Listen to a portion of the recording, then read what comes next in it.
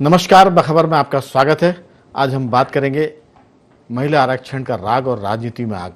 दरअसल महिला आरक्षण का बिल जब गिरा लोकसभा में तो बात दूर तक जाने वाली है। आज हम इसी पर विस्तार से बात करेंगे, लेकिन इसके पहले आपको बता दें कि IND24 ने लास्ट वर्किंग डे यानी पिछले शुक्रवार को ये कहा था कि ये मामला अब यहीं रुकेगा नहीं, बल्कि भारतीय जनता पार्टी और NDA का जो उनका गठबंधन है ये इसको राज्यों में, संभागों में, जिले और उसके बाद ब्लॉक से लेकर पंचायत स्तर तक ले जाएगा और ये बताएगा कि महिलाओं के विरोधी कौन है। भाजपा के पास चूँकि मजबूत संगठन है और उनके साथ राष्ट्रीय स्वयंसेवक संगठन का एक बड़ा बैकअप है जो चीज़ों को जनता तक, नीचे तक पहुंचाने की ताकत रखता है। हमने कहा था कि ये सब बातें दिखेंगी और दूसरे दिन ही प्रधानमंत्री नरेंद्र मोदी ने देश के नाम संदेश दिया और जगह जगह राज्यों में इस बात की तैयारी हो रही है, प्रदर्शन हो रहे हैं कि जनता महिलाओं की दुश्मन अगर कोई है तो कांग्रेस पार्टी और उनके साथी दल है। तो इसी पर विस्तार से चर्चा करेंगे कि आरक्षण का राग किस तरह राजनीति में लगाएगा आग। चर्चा शुरू करें उसके पहले मैं बता दूं कि इस पर बातचीत के लिए मौजूद स्टूडियो में हमारे वरिष्ठ पत्रकार साथी श्री योगीराज योगेश जी, दिल्ली से राजनीतिक विशेषज्ञ नागेंद्र सिंह परमार जी जुड़ेंगे और फोन पर जुड़ेंगे जियो पॉलिटिक्स के एक्सपर्ट रमेश सिंह जी। चर्चा के पहले मध्य प्रदेश के मुख्यमंत्री मोहन यादव क्या कहते हैं वो सुनते हैं और कांग्रेस की पूर्व प्रदेश महिला अध्यक्ष शोभा ओझा क्या कहती हैं उनकी भी बात सुनेंगे। सुनते हैं डॉक्टर मोहन यादव और शोभा ओझा को चुकाना पड़ेगी। बहनों के अधिकार पे कांग्रेस ने डाका डालकर नारी सशक्तिकरण अधिनियम का विरोध करके जो बिल गिराया, पूरा देश आक्रोशित है। मध्य प्रदेश भी इस मामले में बहनों के साथ है। मैं, मेरे साथ माननीय अध्यक्ष हेमंत खंडेलवाल जी, हम सब मिलकर के बहनों के इस अधिकार में उनके लोकतांत्रिक तरीके से विरोध प्रदर्शन में शामिल हुए हैं। हम निंदा करते हैं और इस आक्रोश को नीचे तक ले जाएंगे। एक दिन का विशेष सत्र बुलाया जाएगा और हम निश्चित रूप से इसमें आगे बढ़ेंगे। बहनों ने विरोध किया है और ये बहनों का आक्रोश दिख रहा है। तमाम भारतीय जनता पार्टी के नेताओं ने जो झूठ फैलाने का प्रयास किया है उसके विरोध में आज ये प्रेस कॉन्फ्रेंस दी है। साफ तौर पे हमने ये समझाया है किस तरह से कांग्रेस पार्टी हमेशा से महिला हितैषी रही है। महिलाओं को राजनीतिक, आर्थिक रूप से कांग्रेस ने सशक्त किया है, सामाजिक रूप से सशक्त किया है। वहीं भारतीय जनता पार्टी हमेशा से महिला विरोधी रही है। 30,000 लोगों का इनने क्लेम किया था महिलाओं का। कितने हजार थी? 1,500-2 हजार महिलाएं, 2,500 ज्यादा से ज्यादा।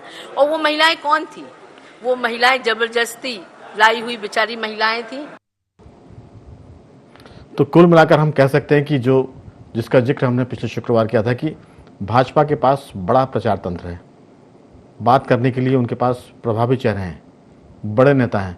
लेकिन मध्य प्रदेश में देखिए, डॉक्टर मोहन यादव मुख्यमंत्री हैं, उनके सामने, उनके एक तरह से प्रतिपक्ष के रूप में कांग्रेस के पास कोई चेहरा आया तो वह है डॉक्टर शोभा ओझा। अब इसी से अंदाजा है कि कहाँ मुख्यमंत्री और कहाँ फिर शोभा ओझा, जबकि बड़े नेता भी सामने आ सकते थे। यही बात बताएगी कि बीजेपी कितनी इसमें बढ़त बनाए हुए फ्रंट फुट पे है और कांग्रेस डिफेंसिव मोड पर है, रक्षात्मक है। इसी पर चर्चा करेंगे। हमारे साथ जुड़ गए हमारे तीनों मेहमान, सभी का एक बार मैं स्वागत करता हूं। स्टूडियो में है योगीराज योगेश जी। चर्चा की शुरुआत योगीराज जी आपके साथ। दरअसल सवाल यही है कि कितने आपके पास तोपें हैं, तमंचे हैं, घुड़सवार हैं, अभी भी संघर्ष में ये सब बातें देखी जाती हैं। तो भाजपा ने प्रधानमंत्री के तौर पर जो नरेंद्र मोदी है, जैसे ही बिल गिरा उसके अगले दिन ही उन्होंने राष्ट्र के नाम संदेश जारी कर दिया। अब देखिए आपकी जगह जगह ये सब बातें हो रही है, राज्यों से लेकर पंचायत तक जाएगी, चौपालों तक जाएगी। और मध्य प्रदेश के मुख्यमंत्री ने कहा कि हम एक दिन का विशेष सत्र बुलाएंगे। जब विधानसभा का विशेष सत्र इस पर होगा, शुरू होगा, इसमें चर्चा होगी और जाहिर है कि उसमें जो चर्चा होगी वो फिर प्रचार के रूप में जनता के बीच तक जाएगी। तो मामला ऐसा है कि अगले जो चुनाव आने वाले हैं 2028-29 की बात करें, उसके पहले यूपी का चुनाव आने वाला है। उस चुनाव में और अभी हाल की बात करें तो पश्चिम बंगाल के चुनाव में महिला आरक्षण बिल का गिरना बता देगा कि किसको फायदा पहुंचा गया, किसको नुकसान कर गया। आपकी राय? नहीं, देखिए राघवन जी, कांग्रेस की तैयारी से ये लग गया कि कांग्रेस कितने डिफेंसिव मोड में है। अब आप देखिए, जैसा आपने जिक्र किया कि मुख्यमंत्री के सामने वो किसको लेके आए, शोभा ओझा को। पिछले 1.5-2 सालों में जब से जीतू पटवारी प्रदेश अध्यक्ष बने, कितनी बार शोभा ओझा देखी कांग्रेस में। ये अचानक आपको लेके आना पड़ा उनको। कि प्रतिक्रिया महिला आरक्षण पर देने के लिए अब एक अलग संघर्ष कांग्रेस में शुरू होगा। जो महिलाएं कांग्रेस के लिए अभी तक एक्टिव मोड में थीं, उनको छोड़ के आप उनको शोभा ओझा के लेके आए, जो पता नहीं कौन सी गुफा कंदराओं में चली गई थी अभी पिछले 1.5-2 सालों में। मुझे तो बहुत दिनों बाद आज वो टीवी पे नजर आई जी। खैर, ये कांग्रेस का अपना इंटरनल मैटर है, लेकिन इस पूरे मसले पर भी देखा जाए, संसद से लेकर सड़क तक भी देखा जाए, तो कांग्रेस का कोई स्टैंड ही नहीं इसमें, सिवाय इसके कि सरकार को गाली देने के अलावा। और संसद में आप देखिए, जब महिला आरक्षण जैसे इतने महत्वपूर्ण विषय पर चर्चा चल रही थी, तो उनके नेता जादूगर की कहानी सुना रहे थे। मतलब आपने 30-40 मिनट के भाषण में 30 मिनट तक ये कुछ गप्पबाजी के अलावा कुछ बोले ही नहीं। मेरी दादी ने मुझे ऐसी कहानी सुनाई। इनकी खुद की दादा बनने की अब उम्र आ गई और ये दादी दादे की कहानी लोकसभा में सुना रहे हैं। कौन सुन रहा है इसको? कौन इसको पसंद कर रहा है? जनता आपसे क्या अपेक्षा करती है? इस महत्वपूर्ण बिल पर आपको पार्टी का स्टैंड क्या था, वो आपको तय करना था। आपने विरोध किया कि साहब हम तो महिला आरक्षण के तो हम पक्ष में हैं, लेकिन हम परिसीमन के विरोध में। अधिकांश विपक्षी पार्टियों का यही कहना था। सब एक सुर में ये राग आलाप रहे थे कि महिला आरक्षण को लेकर किसी को कोई विरोध नहीं है, परिसीमन को लेकर जरूर विरोध है। मेरा तो ये भी कहना है कि परिसीमन का भी विरोध क्यों? पिछले 40-50 सालों से देश की जनसंख्या 70 करोड़ से 71 में 70 करोड़ थी और आज 150 करोड़ के आसपास पहुंच गई है। मतलब जनसंख्या डबल हो गई और सीटें उतरी, तो क्यों नहीं बढ़ाना चाहिए सीटें? इसका विरोध करके विपक्षी दल क्या साबित करना चाह रहे हैं? 40-40 लाख की पॉपुलेशन पे एक लोकसभा संसदीय क्षेत्र है। कल्पना कीजिए आप कि यदि वो एक गांव में भी जाए या एक मतदाता तक पहुंचना तो बड़ा कठिन है, लेकिन इतनी लंबी चौड़ी लोकसभा संसदीय क्षेत्र में यदि वो एक दिन भी जाए तो कम पड़ जाएंगे उसको। इतनी लंबी लोकसभा क्षेत्र, मतलब छोटे मोटे राज्य की तो विधानसभा बन जाए, इतने बड़े बड़े क्षेत्र हैं 40-40 लाख के। तो क्यों नहीं सीटें बढ़नी चाहिए? और विपक्षी दल इसका क्यों विरोध कर रहे हैं? सिर्फ इसलिए कि वह सरकार का विरोध करना है, ये बिल पास ना हो जाए। और पहली बार मैंने देखा कि महिला आरक्षण बिल गिरा तो विपक्षी दल ताली बजा रहे थे। मतलब एक ऐसी इश्यूज पे आप प्रसन्नता जाहिर कर रहे हैं जिस पे पूरे देश के लोग कह रहे हैं कि आप क्या कर रहे हैं आखिर। 33%, अच्छा, जब बीजेपी 33% आरक्षण की बात करती है तो ये अचानक 50% पे आ गए, या 50% करी ना, 33 क्यों? अमित शाह ने लोकसभा में कह दिया, चलिए मैं इस पर तैयार हूँ, मुझे 1 घंटे का समय दीजिए, मैं लाता हूँ नया ड्राफ्ट बना के, चलिए आप इस बिल पर आप सहमत हो जाइए। कोई सहमत नहीं हुआ उस पर भी। कुल मिला के बात यह है कि केवल आपको विरोध करना है, सरकार जो भी स्टेप ले रही है उसका विरोध करना है। और सबके पहले दिन ही प्रधानमंत्री नरेंद्र मोदी ने लोकसभा में स्पष्ट कह दिया था कि इस बिल का विरोध करने वाले मुंह दिखाने लायक नहीं रहेंगे, और वही हो रहा है। और उनने ये भी कहा था कि मुझे तो इससे कुछ नुकसान होने की संभावना नहीं, क्योंकि बीजेपी सरकार तो ले आई, वो तो पारित हो गया 33% आरक्षण का बिल तो। लेकिन ये जो मौका आपके हाथ में था वो भी विपक्ष ने गंवा दिया। कुल मिलाकर हम कह सकते हैं कि विपक्ष फंस गया, ट्रैप हो गया सत्ता पक्ष की चाल में। जहां तक आरक्षण की बात है तो सभी कह रहे हैं कि कोई इनकार नहीं है।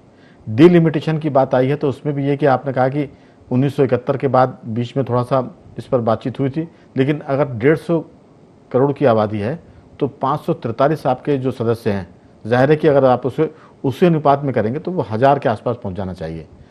सरकार ने 850 का एक राउंड फिगर लेकर आए, तो इस पर भी बात करने की जरूरत थी। लेकिन आपने बिल को रोका भी तो ये बात ध्वनित नहीं हो पाई, ये बात ज़्यादा जोर से नहीं आ पाई कि कांग्रेस या विपक्ष डिलिमिटेशन के मामले में विरोध कर रहा है। और मैसेज यह गया कि विपक्ष ने महिला आरक्षण का विरोध किया, अब सरकार महिला के पक्ष में है और प्रतिपक्ष जो है वो महिलाओं के खिलाफ है। अब ये मामला फंस गया है। जिसके पास प्रचार तंत्र अच्छा होगा, जिसका नेटवर्क अच्छा होगा जिस पार्टी का, वो पार्टी उस नेटवर्क के जरिए अपनी बात को पंचायत तक पहुंचाएगी। मैंने शुक्रवार की चर्चा में कहा था कि ये बातें अब जो घरों में काम वाली बाइयाँ काम करती है, जो सफाई कामगार काम करते हैं, वहाँ तक बात जाएगी, क्योंकि बीजेपी चाहेगी कि इसको जन जन का मुद्दा बनाया जाए। अब ये पब्लिक इशू बनेगा। मेरे साथ फ़ोन पर जुड़े हैं रमेश सिंह जी। रमेश जी, आप इस पूरे मुद्दे पर क्या सोचते हैं? राघवेंद्र जी, मोदी जी ने इस बिल को बड़े रणनीतिक ढंग से 2029 का एजेंडा, महिला आरक्षण को 2029 का एजेंडा बनाने के लिए बड़े रणनीतिक ढंग से विपक्ष को फंसाया है। आप देखिए, जातीय जनगणना की घोषणा करके उनने ओबीसी और पिछड़ा जो ओबीसी जो पिछड़ा वर्ग है उसको अपने एजेंडे में शामिल कर दिया, और इस बिल को गिराने के लिए विपक्ष को मजबूर करके और महिला आरक्षण को, जो 33% महिला आरक्षण है, उसे अपने चुनाव का एजेंडा बना दिया। अब आप देखिए, अब कौन है महिला विरोधी, ये हैशटैग बीजेपी चलाएगी। बीजेपी की जो आईटी सेल है वो बहुत मजबूत है। इसके बाद वो अपनी बीजेपी के जो महिला कार्यकर्ता है उनको ब्लॉक लेवल, जिला लेवल, पन्ना प्रमुख के लेवल पे घर घर पे पहुंचाएगी, और ये मुद्दा आम आदमी तक ये लेके जाएंगे कि विपक्ष ने आधी आबादी को प्रतिनिधित्व से वंचित किया। इसके बाद एक नारा और वो बना देंगे, विपक्ष बना महिला शक्ति, विपक्ष ने आपका हक छीन लिया। ये इस तरह के जो 2029 के चुनाव का एजेंडा सेट मोदी ने कर दिया। और देखिए रणनीति कितनी बारीकी से बुनी है कि इस महिला आरक्षण के बिल को नक्की किया है से परिसीमन से। अच्छा, परिसीमन में संसद में अमित शाह कहते तो रहे, मतलब चर्चा में तुमने ये कहा कि हम 50% सीटें बढ़ाएंगे लोकसभा की, और 50% की सीट पे अगर इस मुद्दे को सर्वदलीय बैठक के माध्यम से रखते तो विपक्ष मान जाता। लेकिन उसको आदि जो बिल पेश किया था परिसीमन का, उसमें उसको 2011 की जनगणना के आंकड़ों से जोड़ा था, यानी विपक्ष को मजबूर कर दिया। देखो, ये संसद में जो बहस चल रही थी, नहीं, वो पूरा देश देख रहा था, और पूरा देश, हम सब कह रहे थे कि यार इनको क्या जरूरत थी परिसीमन में, जब 50% सीटें बढ़ रही है, हर राज्य को उसी अनुपात में सीटें बढ़ रही, तो नुकसान तो किसी का है नहीं, ये क्यों विरोध कर रहे हैं। लेकिन हकीकत ये थी कि उनने जो बिल है उसमें इस चीज को नहीं डाल के 2011 के जनसंख्या के आंकड़े डाले थे, तो उसकी वजह से विपक्ष मजबूत था। और खासतौर से तमिलनाडु के चक्कर में कांग्रेस वगैरह इन सब ने विरोध करके और बिल को गिरा दिया। अच्छा, महिला आरक्षण के बिल से इनको आपत्ति नहीं थी, लेकिन ध्वनि जो है, जो एक परसेप्शन देश में, वो ये गया है। अच्छा, आप सबसे मजे की बात ये, जैसे ही महिला आरक्षण का बिल गिरा, सरकार ने दोनों जो महिला जो परिसीमन संशोधन के, संविधान संशोधन के परिसीमन से संबंधित जो 2 विधेयक थे उनको पेश ही नहीं किया। वो तो इंतजार कर रहे थे कि महिला विधेयक आरक्षण गिर जाए।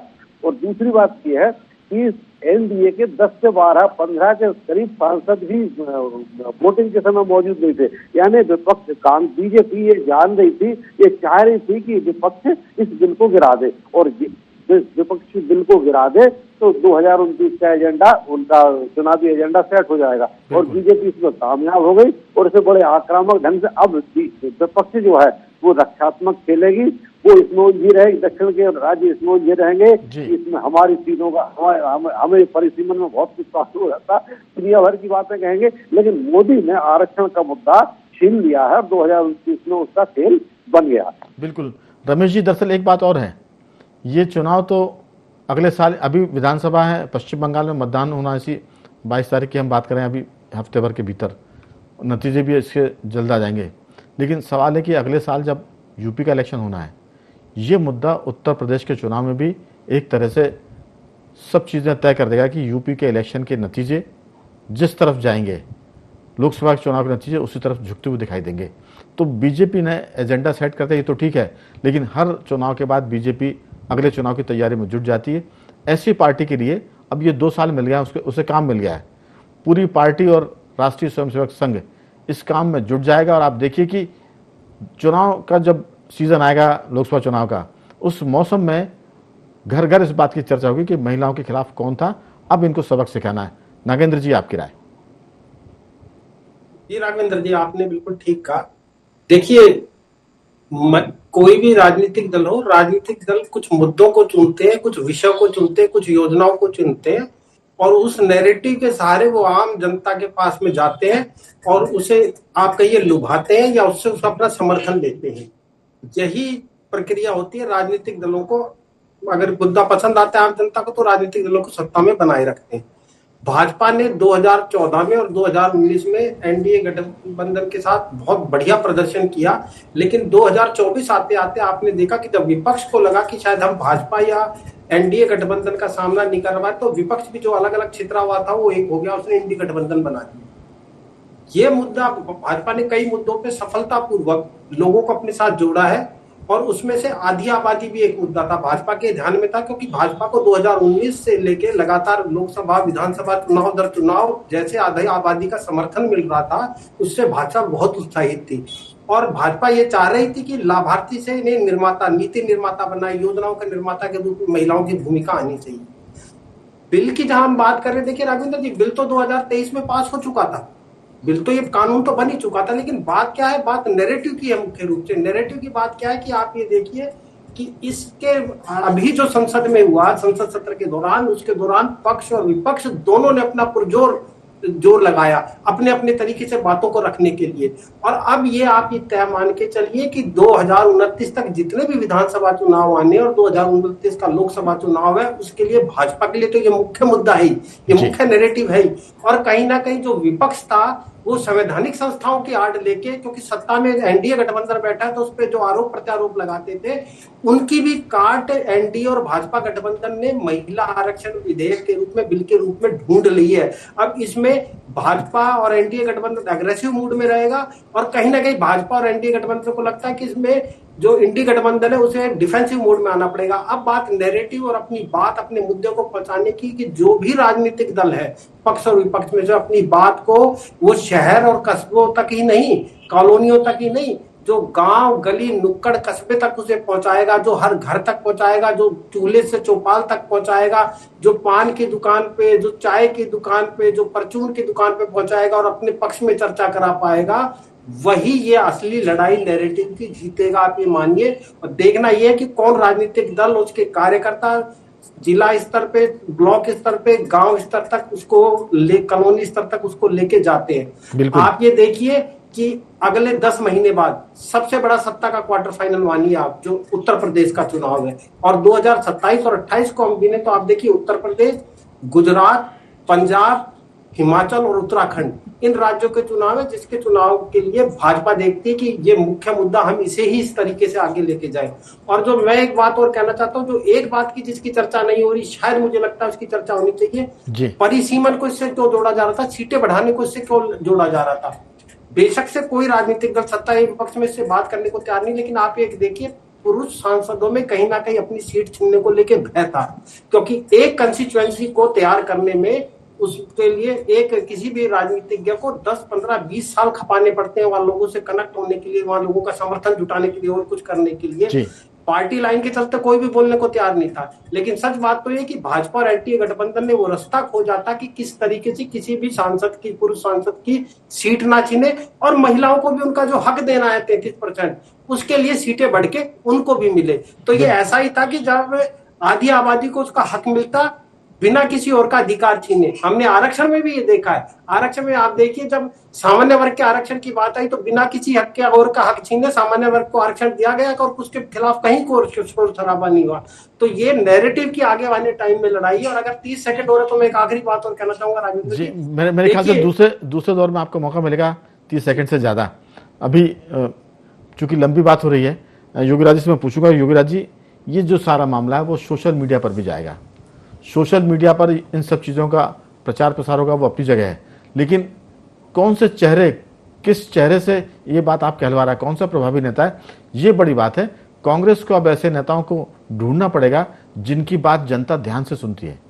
अगर उनके पास थोड़े से युवा नेता रहेंगे, बचपन जैसी बात करेंगे, तो जनता उसको सीरियसली नहीं लेगी, वोटर सीरियसली नहीं लेगा। तो कांग्रेस या प्रतिपक्ष को गंभीर नेताओं की टीम जुटानी पड़ेगी, सोशल मीडिया का ठीक से इस्तेमाल करना पड़ेगा, और इस पूरे मामले में तुलना करें तो सत्ता पक्ष जो है वो ज़्यादा मजबूत है। उनके पास बिहार में आप देखिए कि नीतीश कुमार जैसे आदमी, मध्य प्रदेश की बात करें तो यहाँ शिवराज सिंह चौहान पूर्व मुख्यमंत्री हैं, जो केंद्रीय मंत्री है, वो बात कर सकते हैं, मुख्यमंत्री मोहन यादव इस पर बात करेंगे। यूपी की बात करें तो योगी आदित्यनाथ खुद इसमें एक बड़ा चेहरा है। तो भाजपा के पास ऐसे चेहरों की भरमार है। हम अगर बात करें तो त्रिवेदी जो उनके पार्टी स्पोक्समैन है, वो सब है। तो बीजेपी थोड़ा सी भरी पूरी है, उसका पड़ला भारी है, और प्रतिपक्ष के पास थोड़ी सी मुझे लगता है कि निर्धनता है, कमी है और कृतज्ञता है। आपकी राय? नहीं, बिल्कुल ठीक बात है। संगठन भी बीजेपी का मजबूत है, इसमें थोड़ा कांग्रेस को मेहनत तो करनी पड़ेगी। लेकिन एक महत्वपूर्ण बात ये भी है राघवन जी कि आपके पास ठीक है संसाधन की कमी है, संगठन के काम करने वाले लोगों की कमी है, ऐसे चेहरे नहीं हैं आपके पास जो जनता में जिसकी एक्सेप्टेंस हो। ये संकट तो है ही कांग्रेस के पास। सवाल इस बात का भी है कि आप क्या बोलोगे वहाँ जाके, क्या लेके आप जाओगे जनता के बीच। इस बात की सबसे बड़ी परेशानी कांग्रेस के सामने है, क्योंकि आप जो भी बोलोगे उसका जवाब जनता के पास पहले से ही है। आप क्या ये बोलेंगे कि साहब हम महिला आरक्षण के समर्थक हैं और हमने तो कभी महिला का विरोध नहीं किया। जनता ये पूछती 60 साल आप सत्ता में रहे, इसके पहले ले आते आप। परिसीमन जब आपकी इच्छा हुई तब आपने किया, जैसा चाहे वैसा किया। जिस विधानसभा में आपको लगा कि हम हार जाएंगे उसको आपने दूसरी तरफ मिला दिया, मन मर्जी से परिसीमन। और आज केंद्र सरकार यदि परिसीमन की बात करती है तो आपको तकलीफ हो रही है, आप गिराना चाहते हैं। आप ये कह रहे हैं कि उनको डर है ना, जो हमने किया वो ये लोग करेंगे। बिल्कुल जी, ये मूल बात यही है कि आप ये तो कह रहे हैं हमने महिला आरक्षण के विरोध में, लेकिन हम पक्ष में, लेकिन परिसीमन के विरोध में। जनता ये भी पूछेगी परिसीमन का विरोध भी क्यों, किस हिसाब से आप परिसीमन का विरोध कर रहे हैं। एक आदमी को सोचो, आप अपनी कॉन्स्टिट्यूंसी में एक छोर से दूसरे छोर जाने में मालूम पड़ा 200, 250, 300 किलोमीटर चलना पड़ रहा है, तो उस आदमी की परेशानी कम यदि कर रही थी केंद्र सरकार परिसीमन करके, तो इसमें सुविधा तो जनता को ही हो रही थी ना, इसमें विपक्ष को क्यों तकलीफ हो रही है। तो सवाल इनसे ये भी पूछे जाएंगे बिल्कुल कि ठीक है आरक्षण छोड़िए, आपने परिसीमन की आप बात कर रहे हैं, परिसीमन का विरोध करने लायक मुद्दा नहीं बचा था। ठीक, ये तो वही था कि इनके हाथ में ना, जो बोलते ना कि बीच में अटक गया था, वो एक कहावत है ना कि मेंढक सांप के छछूंदर का जो खेल आता है, हटके के गटके, वो स्थिति इनके पास थी, कुछ था ही नहीं कहने को। बिल्कुल। तो परिसीमन के मामले में कांग्रेस खुद अपने कर्मों से डरी हुई है। उनको लग रहा है कि जो हमने किया है जाहिर है कि बीजेपी भी वही करेगी, क्योंकि राजनीति में साधु बनने को नहीं आता है। तो हालांकि सदन में कहा था अमित शाह जी ने कि हम आपको गारंटी देते हैं जो कुछ आपने कहा था वैसा हम नहीं करेंगे। सिस्टम आपका बनाया हुआ है, लोग उसमें जो हमने कोई बदलाव नहीं किया। परिसीमन कमेटी में जो लोग होते हैं तो आपको डरने की जरूरत नहीं है, लेकिन उनको मालूम है कि बोला कुछ भी जाए काम तो वही होगा जो हमने किया। तो कई बार कर मारे आते हैं। लेकिन रमेश सिंह जी, सवाल है कि 33% आरक्षण जब 543 सीटों के पर पहले ही महिलाओं के लिए हो गया था, तो ये लाने का मतलब क्या था। इसके आड़ में परिसीमन भी कराना चाहती थी सत्ता पक्ष की हम बात करें तो कांग्रेस इसको तो समझ गई, लेकिन उसको रोकने के मुद्दे पर वो आ गई है महिला विरोधी मामले में। अब यहाँ पेच फंस गया है। कांग्रेस पूरे 2 साल तक इस बात को चिल्लाएगी कि हम महिला विरोधी नहीं है, और बीजेपी कहेगी कि इन्होंने महिला विरोधी हैं और सदन में इसलिए इन्होंने बिल गिरा दिया। अब इसमें जो ताकतवर वकील होगा, मुकदमों की तरह इसको लड़ा जाएगा, कानून उसी के साथ होगा जो तर्क पेश करेगा, और तर्क पेश करने में जो पार्टी ताकतवर है वो इस मामले में बाजी पलटने में सक्षम होगी। आपकी छोटी सी टिप्पणी। राघवन जी, ये जो परिसीमन है ये भी मुद्दा बनेगा। मैं आपको बताऊं, आम आदमी जो है ये शिक्षित है। आज का जो आम आदमी भले कुछ पढ़ा लिखा कम हो, लेकिन सोशल मीडिया के माध्यम से बहुत ज्यादा शिक्षित है, और उसके दिमाग में अब ये बात आएगी पिछले 50 साल से परिसीमन नहीं हुआ, 30-40 लाख लोगों के ऊपर एक सांसद है। सांसद और होने चाहिए ताकि आम आदमी की सांसदों तक पहुंच आसान हो और सांसद की आम आदमी तक पहुंच आसान हो।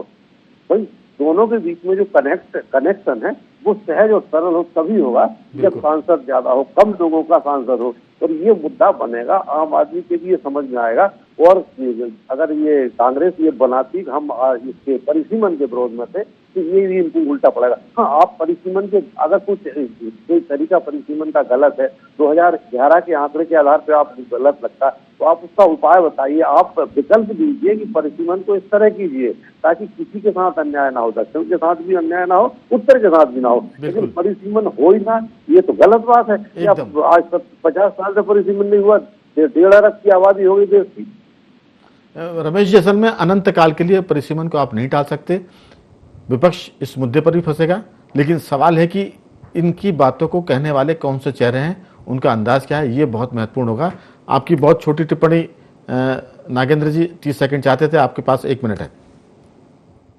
राघवेंद्र जी, देखिए पहली बात तो आप ये मान के चलिए कि ये किस तरीके से बदलेगा ये मुद्दा। आप इसको देखिए, अभी 24 घंटे पहले प्रधानमंत्री ने बंगाल में जाके झाली मुड़ी खाई है और अभी उसके 10 करोड़ व्यूज है।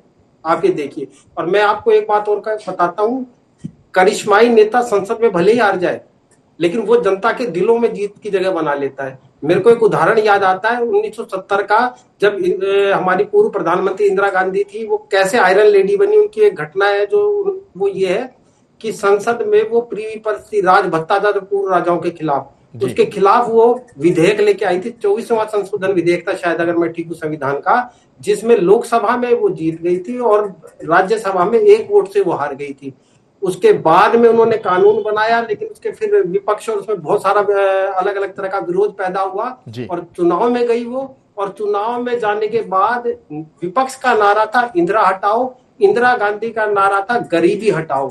और उस समय जो उनको प्रचंड बहुमत मिला और जितना मत प्रतिशत मिला, उसके बाद में वो आयरन लेडी कहलाई। तो कई बार संसद में हार जनता के आगे दिलों में जीत की रास्ते खोलता है, और आप इसे इस परिप्रेक्ष्य में भी देख सकते हैं। बिल्कुल आपने ठीक कहा, लेकिन हमारा आखिरी सवाल, आखिरी बात यही है कि कांग्रेस या प्रतिपक्ष पास वो कौन से चेहरे जो जनता को प्रभावित कर सके।